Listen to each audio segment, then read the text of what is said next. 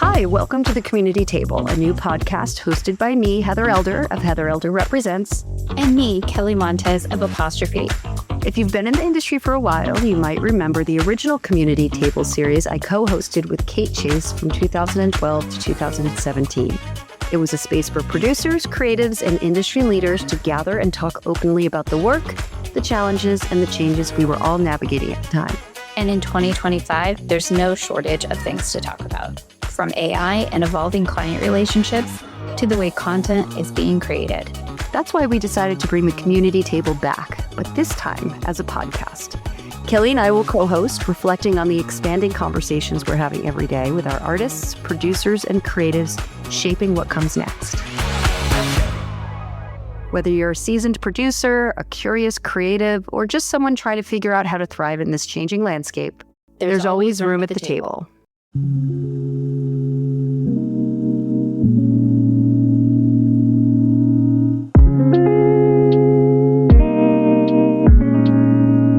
Sam Morales, a senior producer here at Ogilvy, been here 2 years. I'm Haley Danke. I'm a producer here at Ogilvy, been here 2 years as well. Very excited to be here. Jessica Caro, executive producer. I've been here just over 3 months now. Mel Hill. That was weird to say. I just got married, changed my name. I am a group executive producer. I have been here for 3.5 years. 2 of those years were freelance, and I'm staff now. Is anyone more live action focused versus stills focused, or is it an integrated mix? I'd say we're more live action, yeah, but integrated. None of us, I think, are straight up stills. Although I think, Sam, you have a photography. I was an art producer for a minute. Yeah, I did that back in Hill Holiday, but then came to New York, got back into the film side of it. But I think, in today, everybody, you're doing both. Okay, well, that's helpful information to know. And I think this is a great jumping off point. Jessica, we're interested in knowing kind of, what's your vision for your department and what you're known for. Sure. So it does feel like a very tight-knit production department. I'm sure you're familiar with some of our clients, but Verizon is a very big one. So that is half the department is pretty focused on that. And then we do have a bunch of other accounts, but it is kind of like a 50-50 split as to who works on Verizon and like kind of who works on everything else. The work is diverse, it's not all traditional. I think everyone's always kind of working on some like odd thing or an activation or a combination of like a new business pitch with like some crazy idea. I think that the department is very well respected here, but I do think we like to have fun. I do notice that we socialize a lot together. We try to do things that are not just work. We have a film club. The culture here in the office has been really refreshing. Some stuff that like you would think, oh, it's, gimmicky or whatever, but like we have happy hours, and I think it's a pretty welcoming place to like start up stuff too if you wanted to. Verizon is a intense account, but like we have enough people and we all help each other. So I think that's what attracted me to come work here. Mm-hmm. Would you add anything different to that, Mel? It is extremely collaborative. I feel like this production department, not that we're not collaborative with other departments, but our team seems quite close. Mm-hmm. It's very integrated. Like we have some activation producers that are technically separated from us, but because every project I feel like now has like some component that's not to do with live action, like making a mascot or doing some other kind of thing, like it's linked to the production. So it can't be isolated, right? Because like we're shooting content for this type of stuff, but we're also shooting a broadcast spot and then this other tiny social things. And making things like physical things is more and more becoming part of how we're doing it. And to do that, you need a lot of producers.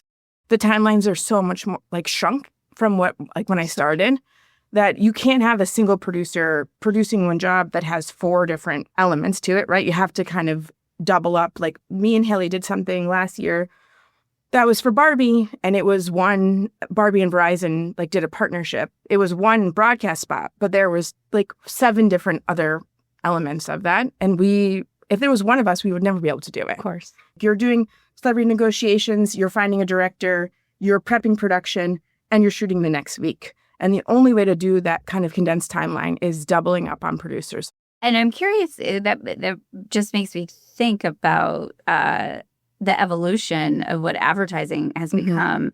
Sam, can you elaborate on that? How do you feel like creative production has changed in your time in the business? I mean, I don't remember worrying about TikTok safety about 10 years ago. I mean, that's everything I was kicking out. It's all shifted. It all feels like it's shifting every day. There's new components being added to it consistently, new ways of doing things, faster timelines, and looking for new measures of doing it. I don't think we'll ever stop looking for that. It's just kind of a goal that we're always into doing. And back to our production team, like, I think that's one of the things that's really great about all of us is everyone's curious. That from our department allows us to figure out ways to, take on these new adjustments and new trends that we have to continually, I don't want to say go up against, but navigate through, So right now with the use of AI and all those other little elements that are starting to play into our daily lives, along with those faster timelines, it's always an interesting hurdle each day, and they're going to keep coming. So we keep trying to figure out how to get through them. So you used the word curiosity, which I love, which was actually my word for the year. Instead of resolutions in our family, we have words that we try and live by for the year, and curiosity was our word. But Kelly and I would love to go around the room and kind of hear what you think your word for the year would be in regards to our industry, just what comes to top of mind.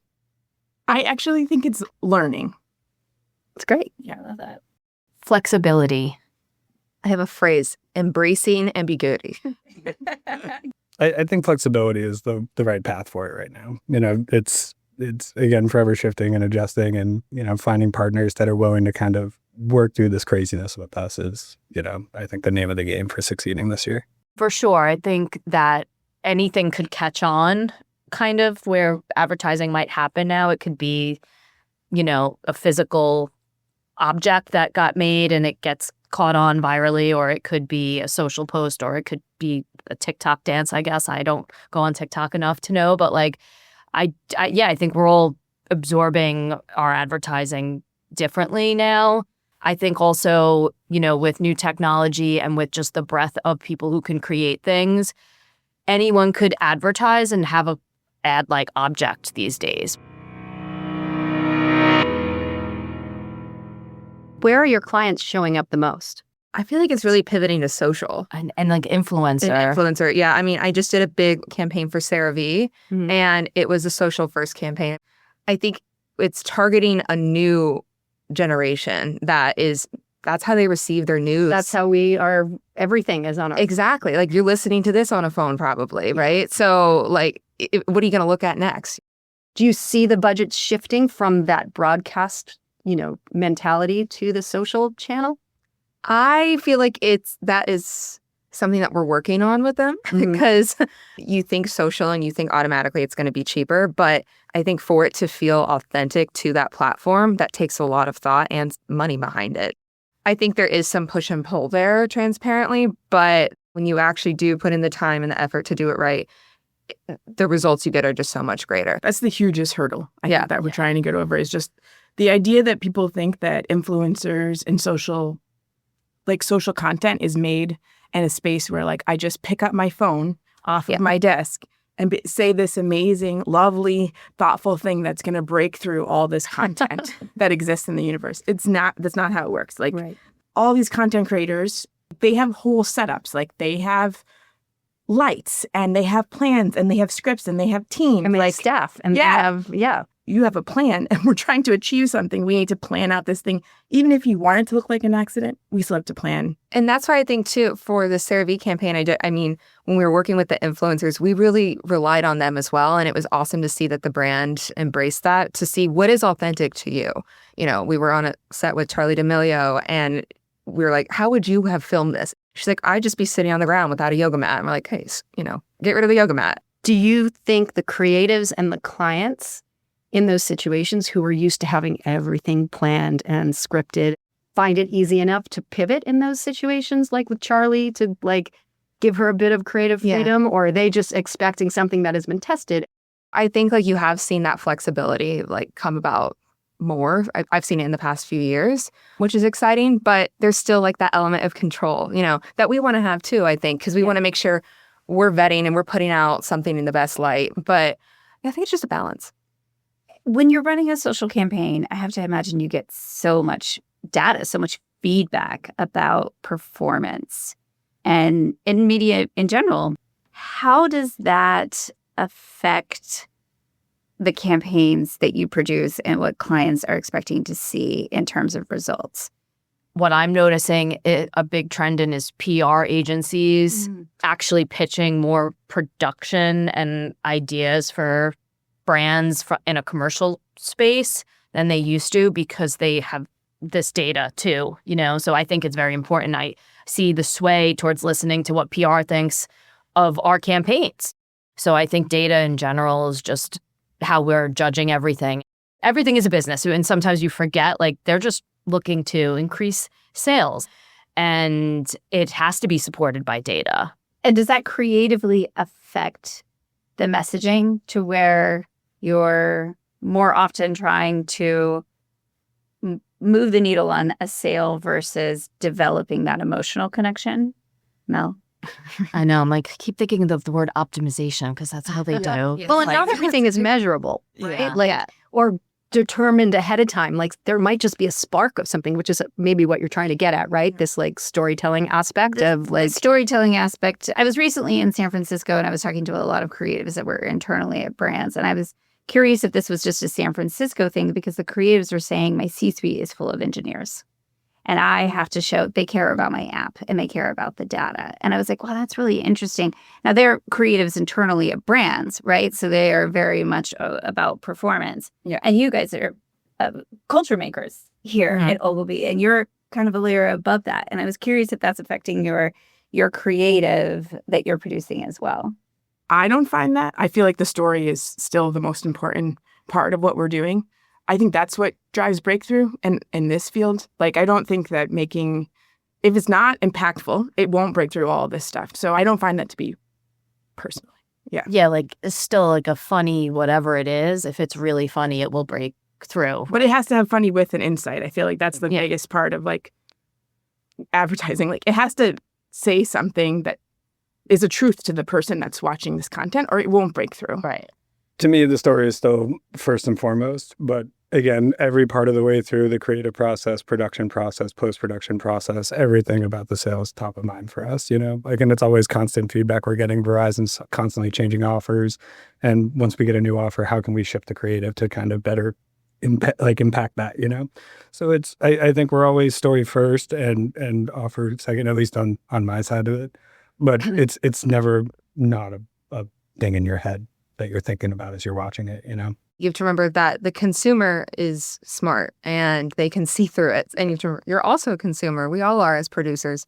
So the story, I agree, is the most important part. And it's that I think the intersection of the story and the sales is that aha moment, where you're like, oh, that's a good ad. You see something, you're like, okay, wait, they did that. I get it. I know they're selling me something, but I respect it. That's all I'm trying to do. Let me ask you a question about AI. How does your production teams use AI and how do your creatives use it? We're still learning it, but I think right now for production and creative, it's most impactful in the creative development process. I don't think it's ready to make ready-made assets that you can ship out. And nor do I necessarily believe that it should. I think there has to be some sort of human element in anything we make. The consumer is smart and they can see that uncanny valley when something's just a little bit off and you're like, that's AI or that wasn't 100% authentic.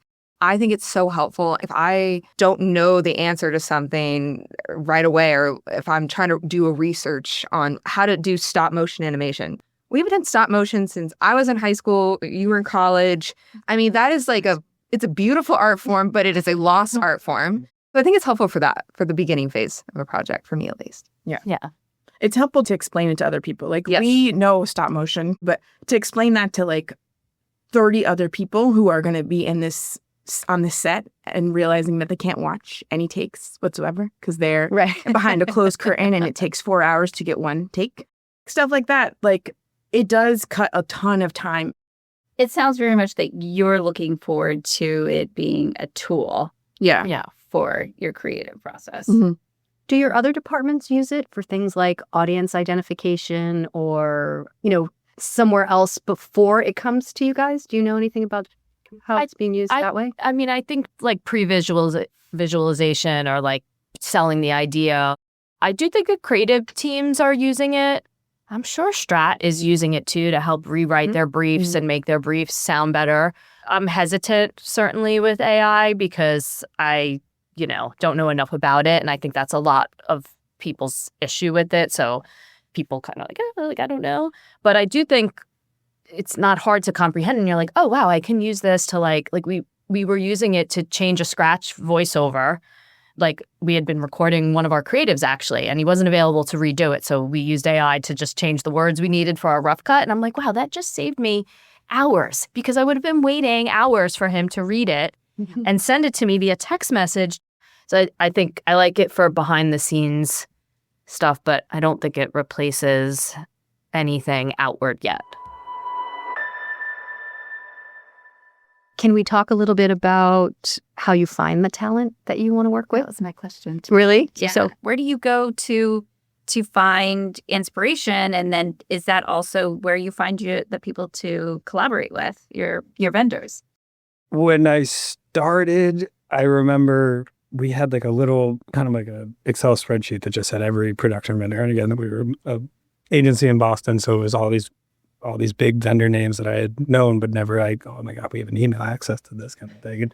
And I used to spend all my time going through that and reviewing reels and calling reps and doing all those details. And to this day, I still prefer that method of doing it. I go on the websites, I look at the work that's coming out.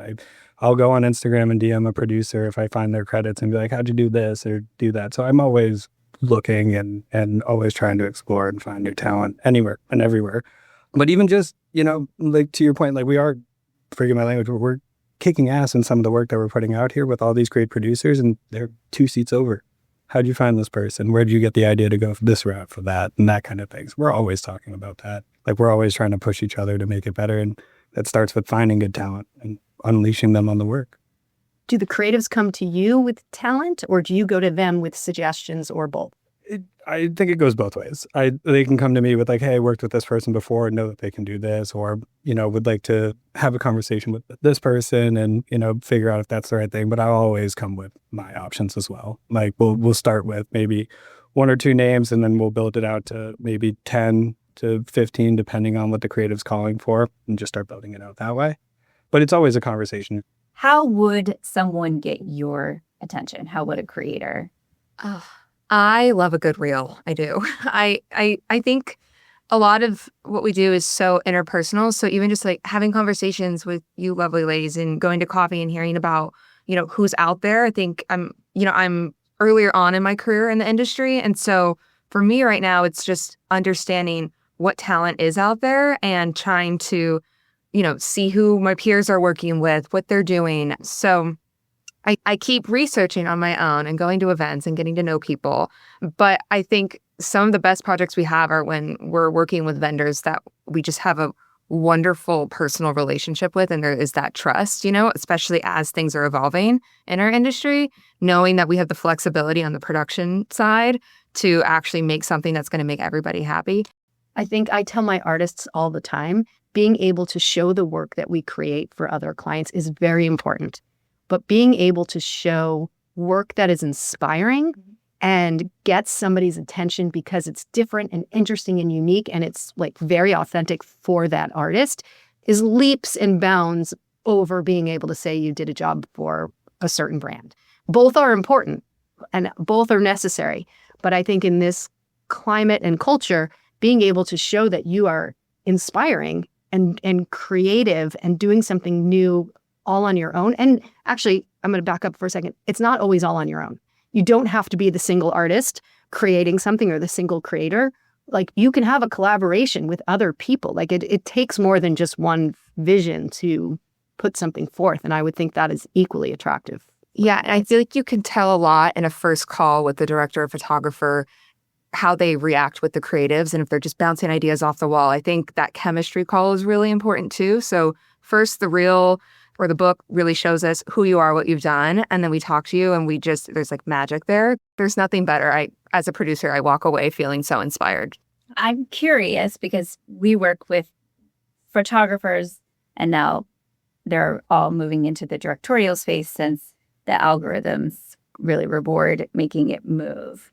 Mel, for a photographer that is now directing, what do they need to know so that you can consider them for a campaign? How do you take that leap to go, okay, is it a certain type of project? It is seeing something in their reel. Is it the way they show up on a creative call? What advice would you give to that person? I mean, it's probably all of those things. If they can communicate that they have that vision on a call, it's a huge, huge factor.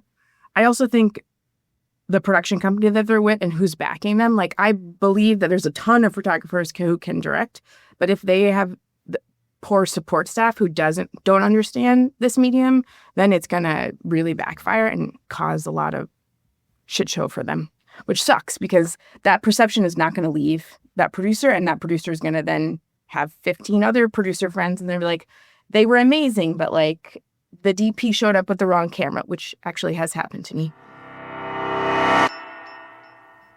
I have a question for you. Yeah, I love that. Of your artists, your photographers, do you find that they are looking to stretch themselves into like more of like comedy spot, or are they kind of purely or mostly, I guess, looking to get into a more visual motion world?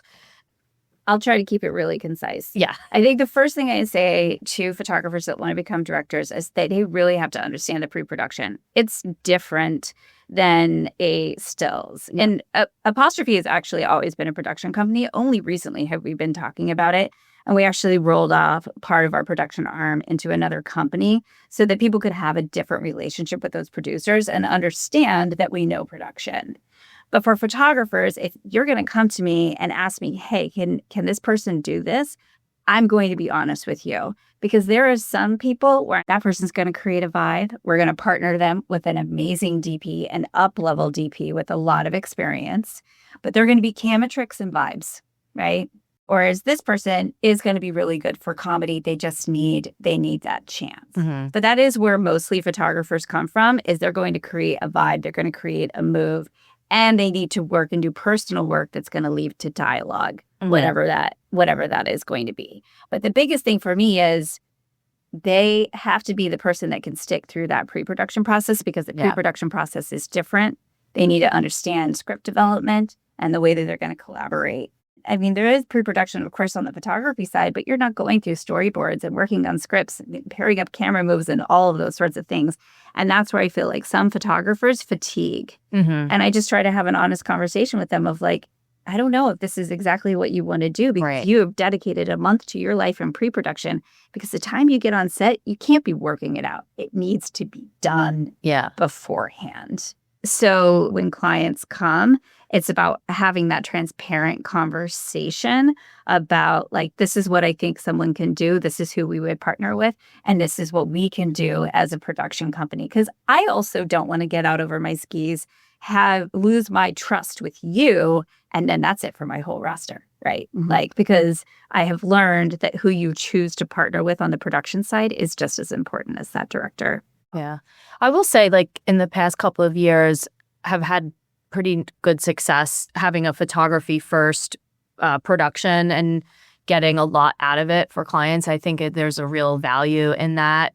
So I find that I'm looking in these different ways, talking to people, talking to reps, and then having reps that are looking across a stratosphere of like types of companies to go, you know what, he's a photographer first, but I would pair him with this, and like I've gotten these solutions, and I'm like, wow, okay, that could work. And I would add that when they first started doing motion, it was, let's make a still image move, right? Like, let's get used to that. This is at least the photographer mentality when they were kind of transitioning. That doesn't mean you're a director, right? So there's a lot more involved, and there's so many artists who, because it has been a while since they've been invited into this world, right? Mm-hmm. Or made room for themselves in this world. So there's so many more that who have evolved and put in the work, like Kelly said, and have strong production teams and have built relationships with people like yourself. And I would hope that you all would look at them, because they are, very strong in that area. They have learned that it's about storytelling. They have learned that it's about dialogue. It's not just about making a still image move. And it is really important to be able to remember, I'm talking to the people in the audience now, that just because you have some motion doesn't mean you're a director. Totally. Yeah, I think there's an art to being to the pre-production point. Like, you're on for several weeks with a lot of people and a lot of personalities and a lot of pressure. You are the face of who has been hired to execute something for our very important VIP clients. Somebody yesterday when we were recording was talking about the idea that, like, I've got 2 campaigns a year that I'm working on, if I'm lucky. And who I choose is very important because I want to kill it and, like, do a really great job. And, who are they going to choose if they only have 2 at-bats? Who are the people that they're going to choose? Yeah. So, they've been looking at those people for a long time probably and, dreaming of working with them. And it's not just, I want to work with you, therefore you get the job. There has to be so much more involved behind the scenes as to what they're able to bring to the table. Yeah. I mean, as agency producers too, there's so much pressure on us to manage all of everything on our end. And so the worst feeling is having embarked on something and then, like, it's not jiving, or like a bad producer or whatever, So it is, yes, it's important to really figure it out up front and, like, make sure that everyone's committed. And I think, like, trust the gatekeepers to make sure that the right people are getting put forward for the jobs too.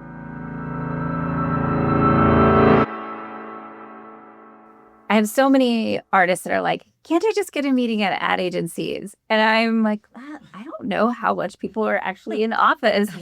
And when you're actually together for those few days, I'm sure there's a lot that you have to get done.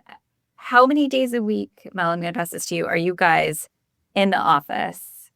I'm supposed to be here 4 days, right? I think it's 4 now. Oh, yeah. Oh, really? It's up to 4 now. Mm-hmm. It was recently 3. Yes. Okay. I think it's now technically 4. Yeah, I've been coming in every day just because, again, like I mentioned earlier, like, I'm earlier on in my career and I just want to, like, be around anybody who's here and willing to let me eavesdrop. So Osmosis is a thing. Exactly. You learn so much from that. I really do. I learned so much just from eavesdropping on all of these people at the table here. So whether you know it or not, my ears are open. And to be honest with you, if you're here in person, that's when the jobs come around, Yes. right? Yeah. Like, someone's going to come over and be like, hey, we just got this call. They want to shoot this in Cannes in a week and a half. And you're just kind of sitting at the table and someone's like, you want to take it? And like, all of a sudden, there you go. You're just kind of running off. So being in office gives you that opportunity that I hate to say it, but I don't think anyone's going to jump on Zoom and be like, hey, you want to take this on? Like, Right. there's someone right in front of them and it's happening and it has to happen now. If you're sitting there, you're in. Game's on, Well, and I've heard you say it, and we heard people yesterday say it, that, like, the idea that you can just sit around and, I mean, not that you're just sitting around, but, like, you can get together and talk and exchange ideas and even talk about what you did last weekend and share a reel that you saw or a film that you saw or a commercial, like, just the conversation about, culture and things that are going on and how you can bring that to each other just doesn't happen on Zoom. No. And that energy and that kind of camaraderie makes it just totally, like, you forget the fact that you can work from home if you need to, You're like, oh, I got to get in there. We're going to have something going on today and we want to do it together. But also, I think, you can vent. No one else knows what we're going through specifically in some ways. And, you can go steal a corner and like chat. And I think it's really important for, like, the younger producers and, like, the osmosis. And, like, I used to follow producers around. Thinking about it, and I'm like, oh God, if I didn't have that ability, especially now, like, when I started, we had an executive producer, a senior producer, an associate producer. We'd all go on this big shoot. And, like, you had access as a younger producer to do so much more. Now it's a little harder. Can't send that many producers. And so I think I'd say we're all pretty big supporters of coming in. Sitting here with you guys and the energy that I'm getting from this conversation is so different from Zoom.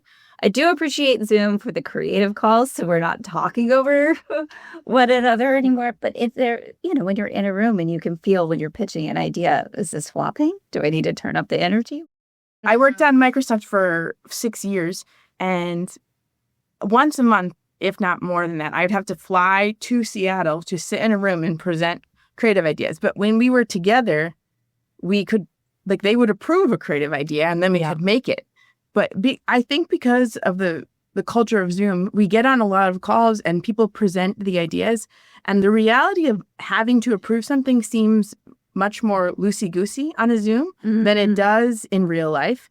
It's also easy to be distracted on a Zoom. Yeah. You can have a client that's looking at you and paying attention to you, but they also could be like, doing emails or something else in the background, like, so the focus doesn't always mean it's there. And the energy, like you said, you lose that energy for sure. And there's also usually too many people on the Zoom, like all the extra people that are just listening in. And then you're like, who am I directing this to?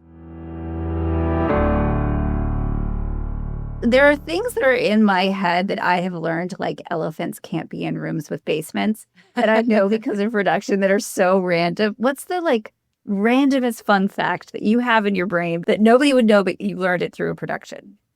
Oh, that's a good question. I worked with some entomologists, which are What is that? A bug. bug people? specialists. So these two women called Bug Chicks. They have a TV show now from the campaign that we shot with them, which was pretty sweet. But we had a bug handler, which I've never met before, and she was insanely impressively weird. Like, she looked like Buddy Boop, but she had bugs all over her. Like, it was Like real bugs or bugs on her No, real bugs. She came in with like walking sticks and tarantulas and all these insane bugs. And they like all walked on the Microsoft computers. It was very cute. But I then realized that consumers are really listening to the point where like someone went out of their way to find my phone number and call my desk phone at McCann and tell me that we pronounced entomologist incorrectly because apparently there's another way to pronounce it. And he left me a whole voicemail explaining the other way to pronounce entomologist. The other funny thing she told me was that her main source of income is like cop shows because there's always like bugs on dead bodies. And she was telling me like a main part of her job is like putting flies on like dead bodies and like CSI type shows. It's so specific. I'm so glad I asked this question. This is a question we're going to need to fold in everywhere, I say. Absolutely. That's a good one. As we wrap up, although I feel like that should have been the wrap up, right? Yeah, for sure. Maybe just quickly go around the room. There's 2 questions we want to ask you. The first one being, what's your prediction for the rest of the year? And don't give it too much thought, just what comes to mind. Start with you, Sam. I hate to say it, but I have a little bit of uncertainty for the rest of the year. Political landscape, they're talking about tariffs on movies overseas. I'm just curious to see how the next couple months play out overall. Lot of decisions being made that are out of our hands, and curious to see what comes of it. So just a little bit of uncertainty, but overall, I think production-wise, we're going to have a good year. I'm just curious to see where they go. Yeah, I echo what Sam said, and it kind of ties back to what I said in the beginning, but embracing the ambiguous nature of this industry and the film and TV industry as well. I see us moving a lot more into social and that becoming a big thing in all of our campaigns. So I expect that we'll just embrace it as it comes and learn something along the way. Yeah, no, same. I think we're going to have unexpected successes in things that we wouldn't have thought were the way we were going to do something. Political climate definitely is going to affect us. It already is. The uncertainty. I mean, the stuff that I work on, at least I know for sure. So, but I think I will be surprised by what I end up working on, what ends up being the most successful. There's an earnestness. Like, I think we all want to make the best of a not great world right now. So I do feel like we're all still I like that word earnest too. That was what I had in my head. How about you, Mel? What's your phrase again? Embracing ambiguity. I'm going to do that. You're done for the day. Gold stars. Want to ask our last question? Well, just going back to the beginning, the word, now that we've had this conversation, does that make you change your word for the year? No, I think it still stays the same. It's a forever changing climate and, forever new asks that are coming our way. So being able to be flexible, take them all in stride and with a smile will be the goal for the year. As we sit here at this table with the idea of the community table, I have just one more question we thought of. Who would you choose to sit next to or sit with at a table? Advertising or not? Are they alive or dead? It doesn't matter. You can sit with anyone you want. Oh, this is a weird one, but it's only because I have a middle schooler. I'd probably want to sit with Cleopatra or Nefertiti right now. Very cool. Because they were really smart political women Yeah. and navigated a very stressful climate. And I'd like to get their advice for what I'm supposed to do every day when I listen to the news. Yeah. Yeah. That's great. I love Cleopatra. Really good one.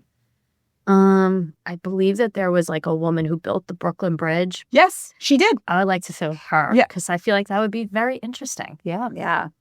Honestly, I'd love to sit with my mom. I don't know if that's an acceptable answer, but I'm thinking about Mother's Day. She is kind of the one that inspired me to go into advertising. She used to work at Y&R and Gray, and I really value her opinion, and I can always lean on her. And so I just would love to hear her perspective on the industry. I mean, I do sit at the table with her a lot, but this table I'd love to bring her to. Yeah. Great. That's great. I don't know. I might take the point where you and say my parents again. I'm gonna see them this weekend. We're going to West Palm Beach for a bat mitzvah, but it's few and far between I get to see my parents nowadays. So being able to sit down with them, just one on one, would be pretty fun. It happens almost maybe once a year, if that, at this point. Outside of that, I've always done the question of if you could see one act in a small venue, who would you do that with? And Amy Winehouse has always been there for that. So that could always be an interesting one to throw at the table as well. Amazing. This has been incredible. So incredible. Thank you. Honored to sit with all of you. Thanks for joining us at the community table. Bringing this conversation to life with Kelly has been such a rewarding way to build on the original series. The more the industry evolves, the more we believe in the power of open, honest dialogue to help us all navigate what's next. We hope today's discussion left you with fresh ideas, new perspectives, or simply a sense that you're part of a larger creative community that's figuring it out together. Be sure to subscribe, share the episode, and pull up a chair next time. There's always a seat waiting for you at the table.